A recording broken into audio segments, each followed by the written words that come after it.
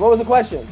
So from the time when you first started becoming a comedian and now, do you feel it's harder to create newer material because everything has got to be PC? Ooh, cancel culture question. Not really. Number one, I think that, I have a kid now, and like my material is a little different than it was when I was in my 20s. I think I was a little angrier in my 20s, and so maybe. But I find that I don't worry about that at all. I think that the people that come to my shows are like thanking me afterwards. So like, thank you for not being PC.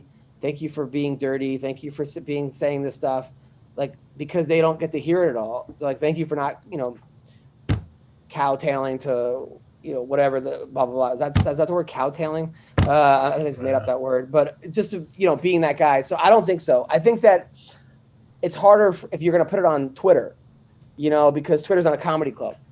I think people are like, oh, they want to make jokes all day, which is fine, but you have to know where you can make them. There's not a comedy club that's going to kick you out, really, if you say like the wrong thing, really, because a lot of times now before comedy shows they're saying, by the way, if you're offended, get the fuck out of here. We're not doing that. They give you that whole speech beforehand.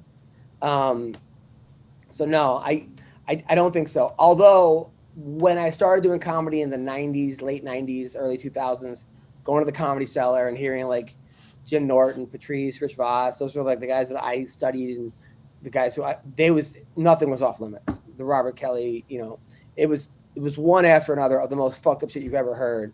And it was hilarious, and it was great, and it was explosions in the crowd. And now you get people that want to, then I think for a while it was people that go out to become offended. But I feel like people are enough of, like, anytime someone gets offended and they leave, the crowd like claps when they leave, or they'll go, get out. Like, people in the crowd are yelling people to get out. They're kicking hecklers for me.